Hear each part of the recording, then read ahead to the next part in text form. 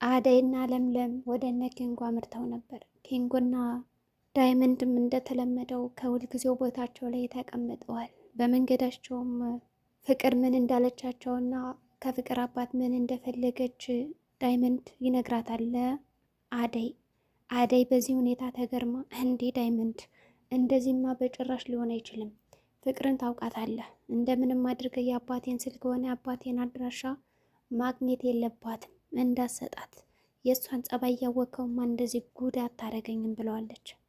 በሌላ በኩልም ላሹ ደውለሃል ወይ ብላ ስትጠይቀውም አዎ አግኝቼ ነበር ደህና ናቸው ብሏታል። ንጉስም ስለነገራት ለአደይ እንዴ ፍቅር እኮ ይህ ነገር በሚስጥር ይቆይ ብላን ነበር በማለትም መልሷል። እኔም አልታለልም እንዳንተ አይደለሁም፣ ስለዚህ አደይንም ማሳልፍ ያልሰጥም በማለት አቶ ዳይመንድም ሁሉንም ነገር ነግሯታል። አደይም እጅግ አመሰገነችው። ልዱም እንደተለመደው እንግዲህ ይህን ዘፈኗን ታቀጠዋለች። ዴቭን መጣና ምን እያደረግሽ ነው ይላታል። የአደይ ከሌለች እኮ ከዚህ ቤቱ በቃ ደበረ ሰለቸኝ ያዙ የለቀቁኝ እያለ ነው። ዴቭም አንተ ደግሞ ምንድን ነው ያለሷ ድምቀት የለም አልከሳ። በፊት እኮ አባቴና እናቴ አንተም የቤቱ ድምቀት ነሽ ትሉኝ ነበረ። አሁን ምን ተገኝቶ ነው? ሲጀምር እሷ ምን የምታደምቅ ነገር አላትና በማለትም ተናገረች። አደይ ናት፣ አንቺ ደግሞ አንቺ ነሽ፣ ሁለታችሁም ልዩነት አላችሁ በእኔ ልብ ውስጥ በማለትም መለሰ። ፍቅርም እንግዲህ ሳሎን ላይ እንደተለመደው ተጎልታ ነበርና ያች አደይ እኮ የለችም። ያው ንጉስ እንደሚወዳት ስለምታውቅ የንጉስን የፍቅር ጥያቄ ልትቀበለው ሄዳለች። አንተ ዝም ብለህ ከስር ከስሯ ትከታተላታለህ። እሷ ግን ዞር ብላ አታይም። ግን ለምን እኔን አታየኝም? እኔ ሁሌ አፈቅራለሁ ወዳለሁ እያልኩ ለምን የኔን ፍቅር አትቀበልም? ትለዋለች። ይህ አንቺ ሀሳብ ነው ብሎ ጥሏትም ይሄዳል። አደይና ለምለም ወደ ቤት ከተመለሱ በኋላ ያደረግሽውን ነገር አንድ በአንድ ሰምቻለሁ በማለት ይነግሯታል። ማለት እኔ ደግሞ ምን አደረግኩ አለች። አይኗን በጨው አጥባ ማለት ነው ምንም እንዳልሰራች ሽምጥጥ አደረገቻቸው። ለምለምም መረንዶ ያንቺስ ነገር የከፋ ነው፣ ሰይጣን ባቶኝማ እንደዚህ አታደርግም ነበር አለቻት። አንቺ ደግሞ ምን አገባሽ በእኔና በአደይ መካከል አለች። በሌላ በኩል አደይ ወደ ቤት ተመልሳ ከመጣች በኋላ ዴብ ጠይቆ ነበርና ወዴት ነሽ አላት። ልዱም ለምንድን ነው ግን ወንድሜን እንደዚህ የምታስፈልጊው የት ነበርሽ በማለት አፋጠጠቻት። አደይ ምን ነው ፈልገኝ ነበር እንዴ ዴብ አለችው። እሱማ መች ሳልፈልግሽ ቅርች አውቃለሁ፣ አንቺ ስትፈልጊ አትገኝም እንጂ ወይ ደግሞ ላትረጂ ነገር ታስፈልገኛለሽ በማለት መለሰላት። እሷም እንግዲህ ቀጥ ብላ ወደ ስራዋ ነበር የገባችው። ወደ ስራዋ ከገባች በኋላም ለምለም አብራት ስለነበረች ልዱ ያለቻት ነገር ደግሞ ነበረ። ለምለምና ኤላ ከዚህ ቤት ከመጡ አባሪያቸው የሚል ትዕዛዝም ሰጥታት ነበርና እንደተለመደው እንግዲህ ተግባሯን ለመፈጸም ልዱም ወደ ኪችን መጣች። ኪችን መታ ስታያት ለምለም ምን ብዬሽ ነበረ እስካሁን ለምን አላስወጣሻትም? ለምለምን ተናግሬ ስንቴ ደጋግሜ ልንገርሽ አስወጫት በማለትም ከጓደኛዋ ጋር እንግዲህ አያያዘቻት። አደይም ለምለም ነይ ውጭ ብላ አስወጣቻት። እንግዲህ በግድ ነው የወጣችው። በነገራችን ላይ አልወጣም ብላ ማለት ነው። ትግል ገጥሞ እንግዲህ ለምለምና ልዱ ትንቅንቅ ላይ ነበሩ። ወንድሟን መጦ ምንድን ነው ነገሩ ብሏታል። እንዴ ለምለም እንግዲህ ዝም ብላ ጀግና ነኝ ትላለች። የጀግንነቷ መቼ እንደሚያበቃ አይታወቅም። የሴቶች አለቃና ጠበቃ ነኝ እያለች ነው። ችግርሽ ምንድን ነው ብሎ ሲጠይቃትም እህትህን ጠይቃት እንጂ እህቱም ደግሞ ይኸው ደበደበችኝ እኮ በቃ አንገቴን አንቀልገለኝ ነበረ ከጓደኛዋ ጋር ሆና አደይም ልደበደበኝ ነበር ብላ ለወንድሟ ቅጥርጥር አድርጋ ነገረችው። ወንድሟ አደይ ለምን እንደዛ አድርጋችኋ ብሎ ጠየቅም። አደይ እንግዲህ አዎ አንቀናታል ለሁለት። ምክንያቱም እህትህ ቀበጥ ነች፣ ምንም የምትባለውን ነገር አትሰማም፣ አንገቷን ይዘናታል፣ አንገላተናታል አለቻት። በሉ በእሷ ቦታ እኔ ይቅርታ ጠይቃችኋለሁ ብሎም እንግዲህ ዴብ ይቅርታ ጠይቃትና እህቱን ወደ ውጭ አወጣት። እዚህ ነገር ማውጣት አለብኝ፣ ማትረፍ አለብኝ፣ ይችን የመሰለች ቀበጥ እህቴማ የሆነ ነገር ስትሆን ቆም ያላይም ብሎ አስወጣት። ዴብም እንግዲህ እህቱን ወደ ውስጥ ካመጣት በኋላ ይህን ነገር ተይ፣ ይህ ቤት እኮ የኛ አይደለም፣ ስንቴ ነው ደጋግሚ የምነግርሽ፣ መቅበጥሽን አቁሚ ብዬ ተናገርኩ፣ አንቺ ግን እንኳን ልታቆሚ ጭራሽ እየባሰብሽ ሄዷል ብሏታል። የወንዶች በላይ እንግዲህ አጭሬው ንጉስም እንደተለመደው ቁጭ ብሏል። እንዲሁም ዳይመንድም ነበርና ዛሬ እንኳን ዳይመንድ ብቻውን ነው የተቀመጠ። ያንን ጅልና ሞኝ ጓደኛውን ራቅ ቢለው የተሻለ ነበረ። እንደዚህ ቁጭ ብሎ እያሰበና እየተገዘ ባለበት ሰዓት ስለ ሮማን እየተጨነቀ ነበረ። ፍቅር መጣችና ለምንድን ነው እውነቱን የነገርካት ለአደይ ትለዋለች። እንዴ ታዲያስ እኔ አንቺን አምኜ ነው እንዲ አደይን የምለብቃት? ለምን ለብቃታለሁ? አንቺ እኮ ፍቅር አጅሬት ነሽ፣ የሰይጣን አለቃ ይላታል። ፍቅርን በጣም ተናዳ ነበር እና ስሜቷን ዋጥ አድርጋም ተናግራለች። የተናገረችውን እንዲሁም ደግሞ ለማስመሰልም የሞከረችው ነገር አለና ነገሮችን ድብቅ አድርጋ ይዛለች። ኃይለኛ መልስ ሲመለስባት ምንድን ያደረገችው? ቆይ ለምንድን ነው ምቀኝ የምትሆንባት? አደይ እኮ እህቴ ነች እንዴ! እናቴ እኮ ናት ሄደሽ አምጪልኝ ብላ ያዘዘችኝ። አንተ ለእናት ክብር የለም እንዴ? እናቴን ባይሆን አክብራት፣ እኔን እኮ ታውቀኛለህ በማለት ስልክ ቁጥሯን የአባቷን ለመቀበል ደፋ ቀና እያለች ነው። ዳይመንድም እንግዲህ ሰጥቷታል ቁጥሩን። በቀጣይ ደግሞ ምን እንደምታደርግ አናውቅም። ፍቅር ይመስለኛል አሁን አባቷን ጎትታ አምጥታ ለዛ ማን የሚባለው ለአቶ አለሌ ልጅ መቼም ትድራታለች ብዬ አስባለሁ። በአሁኑማ አደይ አልቆላታል። ንጉስም እንግዲህ ባልሄድኩ ጥዬ ምን ነበረ ውጤቱ እኮ ተበላሸብኝ፣ የሆነ አበባ ይቼ እኮ ለአደይ መስጠት ፈልጌ ነበረ ይለዋል። ታዲያን የዚህ ጋር ቁጭ ብዬ ሰተኝ የእሷ ዘበኛ ነኝ እንደሚመስል ብሎታል።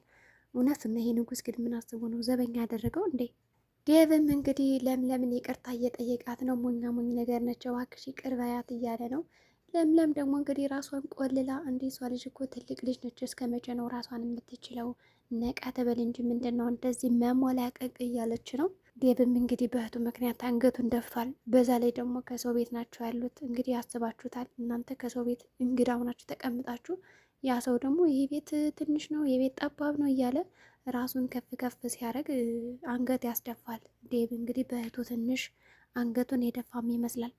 ዴቭም ጉዳዩን እሺ በቃ አሁን እርሽውና ስለ ኤላ እናውራ በማለት ነገሩን ቀይስ አደረገና የት ነው ብሎም ጠየቃት። ኤላማ የለም እኔም አደይን ተንከባከባት ብልህ አንተ ይባስ ጣል አድርጋት አለችው። እኔማ እየጣርኩ ነበረ፣ ስጠጋት ትርቀኛለች፣ ስቀርባት ደግሞ ትርቀኛለች። ስለዚህ የራሷ ጉዳይ ብዬ ከአሁን በኋላ የራሴን ህይወት ልጀምር ነው ብሏታል። ለምለም ደግሞ አደራ እባክህ እሷ በምታስፈልግና በምትፈልገት ጊዜ ከጎኗ መሆን አለብህ እንጂ መራቅ የለብህም እንዳታስቀይማት እያለች የመከረችው ነው። አደይም ቡና እያፈላች ነበርና ዴብ እንግዲህ በትካዜ ነው እንደ ሁልጊዜውም ምንም አላወራትም። እሷ ማውራት ፈልጋ ግን ጸጥና ያላት ቡና ወረደ ጠጣ እንጂ ብላም ነገረችው። ፍቅር መጣችና ደግሞ ሰራተኛና አባውሮ ብቻችሁ እንደ ባዶ ቤት ቡና ማፍላት ጀምራችሁ ብላ እንግዲህ እሪ አለች። ምንድን ነው የምታወሪው? ሰክረሽ ነው እንዴ መጣሽ? አላዴ ፋራኒስ አልሰከርኩም፣ እውነቱን ስለተናገርኩ ነው እንዴ ሰራተኛዋ አደይና ዴብ አለች። ለማንኛውም ይሄ ቤት እንዴት እንዳስጠላኝ መጣሽ ደግሞ ሌላኛዋ ሰራተኛ አለች እና ጥላቸው ሄደች። እዚህ ቤት ሁሉም ነገር አስጠልቶኛል፣ ነገር ግን ከአንተ ውጭ የሚል ሀሳብም ሰጠችው። ዴብም ከኔ ጋር በጭራሽ ማለት ትወኝ አችልም ብሏል። ነገር ግን ዴብ ያፈቀራት ይመስላል እንግዲህ ፍቅርና ለምለምም እንግዲህ ተያይዘውታል። እዚህ ሰፈር እኮ የእኔ ቤተሰቦች ናቸው አንደኛ ሀብታም የነበሩት፣ አንቺ እኮ የድሃ ልጅ ነች ብላ እንግዲህ ፍቅርን ወርዳባታለች። ዛሬ አንቺ ሰራተኛ ነኝ፣ ነገ ግን አንቺ የኔ ሰራተኛ ልትወይ ትችያለሽ። በቅርብ ቀን ጠብቂኝ፣ እኔ ሀብቴን አንድ ባንድ አስመልሳለሁ ብላለች። ለምለምም እንደተናገረችው ሀብቷን አስመልሳለች። ፍቅር አሁን የቤት ሰራተኛ ሆናለች። እንግዲህ መለስ ብላ የመጣችበትን ነገር እያስታወሰች ነው። ከለምለም ቤት ውስጥ እንግዲህ ተቀጥራ እየሰራች ነው። ንጉስም ለአደይ አበባ ለመስጠት እንግዲህ ዳይመንድና አብራኝ እንግዲህ እያለው ነው። ዳይመንድ ምን የምናገባኝ አንተ አበባ ልትሰጠው እኔ ተከትዬ የሚሄደው የራስ ጉዳይ ብሎ ጥሎት ሄዷል። ዴቭም ምስኪን ብቻውን ቁጭ ብሏል ደረጃ ላይ። ለምለም መጣችና በሰላም ነው ዴቭ አለችው። ምን ላድርግ ብለሽ ነው? ከዚህ ቤት ጋር እኮ መኖር ማለት ከሰይጣን ጋር መኖር ማለት ነው ይላታል።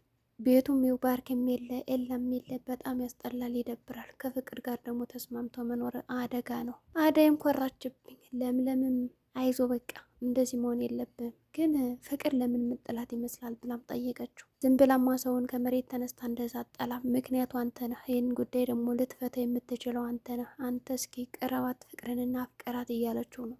ንጉስም በር አንኳኩቶ ነበር። ለምለም ከፈተችና ለአደይ አበባ ለመስጠት እንግዲህ ደብቆት መጥቷል አበባውን። ፍቅርና ልዱ እየተስማሙ ነው። ልዱ አንቺ ኤለንና ልሉን ካለያየሻቸው እኔ ደግሞ አደይና ዴብን አለያያቸዋለሁ፣ ስለዚህ እንስማማና እንደራደር እያለቻት ነው። ፍቅር እሺ ብላም ተስማምታለች። ፍቅርም ወጣችና ወደ ሳሎን አደይ እያጸዳት እየለ አንቺ አለቻት። አንቺ ሳይሆን ስሚ አደይ ነው፣ መቼም ከኔ እኩል አትሆንም እያለች ዝቅ አረገቻት። ፍቅርን በንዴት እንግዲህ እኔ ፍቅር ኔትልና አደይን ታንቃታለች። ስራ ከሆነ ሁሉንም ስራልሻለሁ፣ ያንቺን ክፋት ስራ ግን አልሰራም በማለት መለሰች። እኔ የምልሽን በሙሉ ማታረጊያለሽ ብላ ደግማ አነቀቻት። ለምለም መጣችና አገላገለቻቸው። ለማንኛውም ንጉስ ይፈልግሻል ይጃለቻት። በሰላም ነው ብላ ወጣች። ንጉስን በጣም ተደስቶን አበባውን ይዟት የሰጣት። በር ላይም እንግዲህ ዴቭ ይመጣል። ምን ፈልግ? ከአደይን ፈልጌ። አደይም አበባውን ከተቀበለች በኋላ አመሰግናለሁ፣ ከዚህ በኋላ ግን ምንም ነገር እንዳታመጣ ብላ ጥላው ሄደች። ዴቭም እየፎከረ ነው። ሁለተኛ አትርሳ አጠገቧ ብያል ነበር ብሎ ዛቻውን አንስቷል። ዳይመንድን በሰማውና ባልመጣው ነበር ብሎም ተቆጨ። አደይም እንግዲህ ከዴቭ ጋር ተጋጭታለች። በዛ አበባ ምክንያት እንግዲህ የመለያየታቸው መንስኤ ሆኗል። ደግሞ አንተ ልትጨመርልኝ ነው፣ ካሁን በኋላ አይንህን ራሱን ላዩ አልፈልግም ብላ አበባውንም ዴቭንም ገፍትረው ነበር ሄደች። ዴቭም አበባውን አንስቶ መጥቷል ወደ ዳይመንድ። ሰጣት ብሎ ጠይቀው። በአክ ባልሰጣት ይሻል ነበር አለው። ጥፊ ይሻለኝ ነበር፣ ነገር ግን ግልምጫዋ ምንም ነገር በቃ ተቀይራለች፣ ምንም ደስ አይልም፣ የድሮ አደይ አይደለችም ብሎ ነገረው። እሷን አፍቅሬ እኮ ካሰው ምንም እንኩ ይላል። አደይና ለምለምም ስለ አበባው እያወሩ ነው። ታዲያስ ተቀበልሽ ወይ ፍቅሩን ብላም ጠየቀቻት። ባክሽ እንኳን ፍቅሩን ልቀበል አበባውንም ተቀበልሽ ብሎ ዴቭ እኮ ተቆጣኝ አለች። በዛ የተነሳም አበባውን ወርውሬዋለሁ አለች። ሁሉም እኔ ጋር እየመጡ እንግዲህ ዛቻ እያነሱ ነው አለቻት። ዛሬ ደግሞ ንጉስ እንግዲህ ወንድነቱን አሳይቷል። ከዴቭ ጋርም ግብ ግብ ገጥሟል። አደይም ምን እያረክ ነው ብላ ሄዳ አገላግላቸዋለች። ሰላም ጤና ይስጥልኝ የቻናል ቤተሰቦች፣ ለዚህ ቻናል አዲስ ከሆናችሁ ሰብስክራይብ በማድረግ ተቀላቀሉ። በቀጣይ ቪዲዮ እስከምንገናኝ መልካም ጊዜ